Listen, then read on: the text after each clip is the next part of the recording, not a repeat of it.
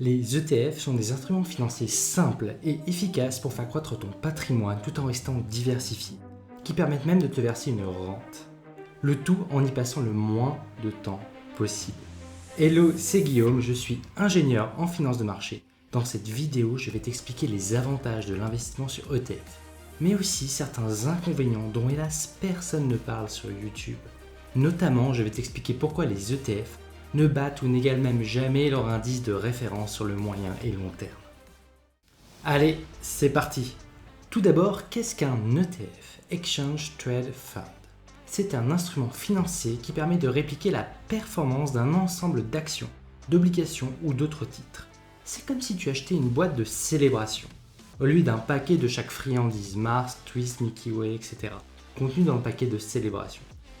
Par exemple, il existe des ETF qui répliquent les performances du S&P 500, l'indice des 500 plus grandes entreprises américaines. Donc, détenir un ETF permet d'être exposé à une partie de chaque action d'un indice. Le principal avantage d'une stratégie d'investissement avec des ETF, c'est qu'un ETF s'achète facilement. C'est comme pour acheter une action, via le biais de ton broker, ton compte titre ou ton PEA. Le coût d'entrée des ETF sont bas, de quelques dizaines à centaines d'euros. Car sans cela, pour répliquer les performances du S&P 500 par exemple, il faudrait acheter les 500 actions du S&P 500. Le tout en respectant les pondérations et en mettant à jour ces pondérations au cours du temps. Ce qui est bien plus coûteux en montant total à débourser. Et bien sûr, c'est aussi plus coûteux en frais de transaction que d'acheter un seul ETF qui réplique le S&P 500. Tu l'auras bien compris, gagner de l'argent avec un ETF, c'est la même chose qu'avec une action. Certains ETF sont dits capitalisants. Pour faire simple, si tu achètes un ETF à 50 et que tu le revends à 60, c'est un gain de 10. Également, certains ETF sont orientés rente et versent des dividendes. Sache qu'il existe une multitude d'ETF, ce qui permet de pouvoir choisir de s'exposer à des indices, des secteurs, un ensemble d'obligations, à certaines industries d'actions ou encore à des produits dérivés futurs et optionnels. Par exemple, pour en citer quelques-uns, Jet pour les compagnies aériennes, XLE pour le secteur énergie, XLV pour la santé, KRE XLF pour les bancaires, XLC pour les services de communication, QQQ XLK pour les techs, SPI-VOO pour le S&P 500, etc. Il en existe plusieurs centaines, mais à ce moment-là, attention à bien réfléchir à son allocation, pour ne pas s'exposer grandement à des risques sectoriels spécifiques de façon incontrôlée. On l'a vu en mars 2020 avec le Covid, quand les compagnies aériennes ont fermé avec les restrictions des États. Ce fut le bain de sang sur l'ETF Jet par exemple, l'ETF des compagnies aériennes. Donc un ETF c'est certes intéressant pour diversifier facilement un portefeuille grâce à un indice majeur comme le S&P 500 par exemple, ou encore pour s'exposer à la croissance mondiale ou chinoise sans s'exposer à une action précise ou un secteur en particulier. Donc attention à ne pas surexposer ton portefeuille sur une industrie ou une zone géographique sans avoir étudié le secteur dans le détail, en comprenant bien ses risques intrinsèques. Également, attention à voir les ETF comme des produits d'investissement long terme, et surtout pas court terme. Je déconseille vivement le day trading, court terme, surtout avec les ETF. Certains pourraient trouver ça un peu excitant avec des ETF proposant des leviers x2, x5, etc. Mais en réalité, si la finance de marché n'est pas un de tes secteurs d'expertise, tu ne devrais tout simplement pas toucher au trading court terme. C'est plus pour des profils très bons en mathématiques quantitatives et excellents en programmation. Un particulier perdrait de l'argent dans plus de 95% des cas, et encore pire si on prend le spread et les frais qu'on déduit. Attention au risque de liquidité des ETF sur le long terme. Il y a une problématique de liquidité de certains ETF qui ne sont pas assez échangés sur les marchés, ou plus assez échangés, ce qui peut impliquer un spread très élevé, ce qui se résume par un coût élevé de sortie de ta position. Pour tenter de te prémunir contre ce risque, il faut donc regarder l'encours total de l'ETF.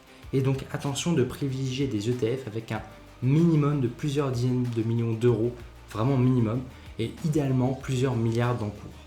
Bien sûr, une forte liquidité aujourd'hui ne garantit pas à 100% que la liquidité future ne soit pas plus rare, et donc que l'ETF soit plus compliqué à revendre par la suite.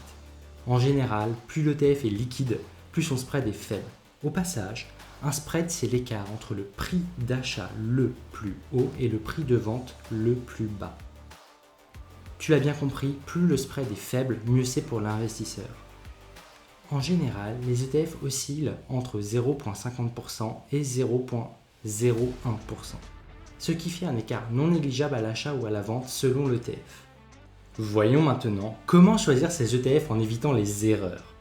Une fois tes indices ou ta répartition sectorielle choisis, et que tu t'es assuré d'avoir une liste potentielle d'ETF les répliquant avec un encours assez grand, voici une liste d'indicateurs très importants à regarder pour ne pas te tromper.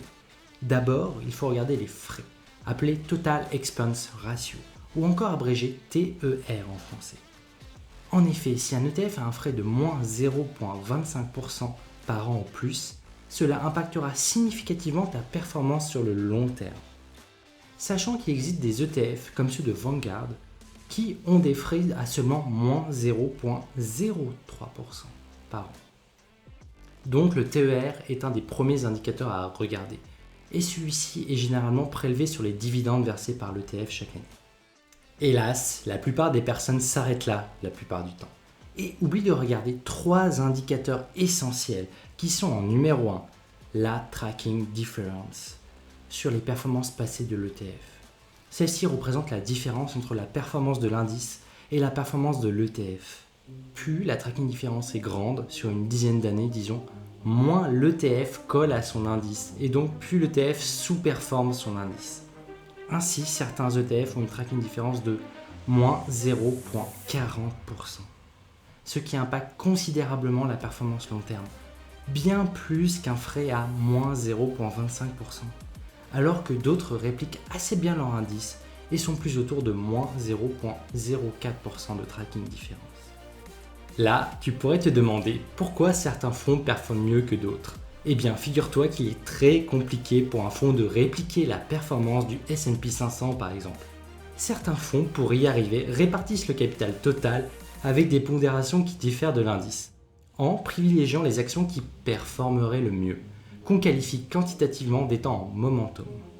D'autres fonds privilégient d'adosser les actions qu'ils détiennent à des prêts à d'autres fonds dont ils récoltent les intérêts, qui gonflent donc la performance totale de l'ETF. Ou encore à des stratégies de market making ou d'arbitrage systématique, qui leur permettent de performer un peu mieux que les autres ETF. Et ça se voit positivement dans leur Tracking Difference. Passons maintenant à 2 autres indicateurs aussi intéressants à regarder avant d'acheter un ETF. En numéro 2, la Tracking Difference sur les dividendes passés. Comme certains fonds n'ont pas la même répartition en actions que l'indice ou le secteur, ils perçoivent parfois moins de dividendes que l'indice ou le secteur.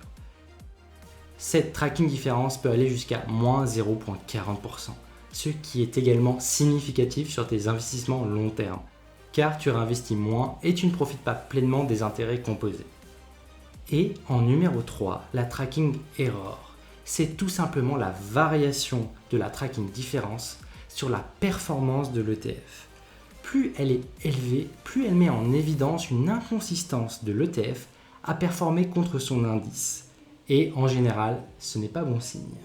Donc au final, on est bien d'accord qu'en achetant un ETF sur le S&P 500 par exemple, tu n'auras pas les performances du S&P 500, car aucun ETF qui réplique un indice ou un secteur ne le bat sur le moyen et le long terme. Cette sous-performance s'explique mécaniquement par l'effet des coûts internes de réallocation des actifs sous-jacents, qui s'évaluent par la Tracking Difference, et des frais de l'ETF bien sûr, qui s'évaluent via le TER, Total Expense Ratio. Au final, tu peux voir les ETF à titre personnel comme une garantie de faire un peu moins que l'indice de référence, sans y passer beaucoup de temps, comme le ferait un investisseur sur action par exemple.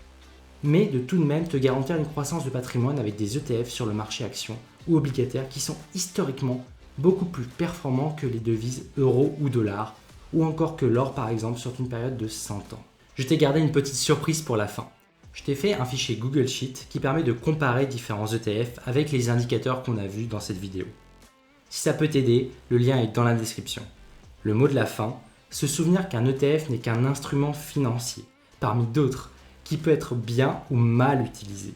Et qu'en général, les ETF restent un bon moyen de faire croître son patrimoine en y passant peu de temps. Dis-moi si ça t'intéresse que je fasse des vidéos plus techniques sur le sujet des ETF, avec des stratégies de momentum ou d'exclusion sectorielle par exemple. Bien que je sois un professionnel des marchés financiers, cette vidéo n'est pas un conseil en investissement, car chaque profil de risque est différent et requiert une solution spécifique. Sur ce, restons pragmatiques. Allez, Ciao!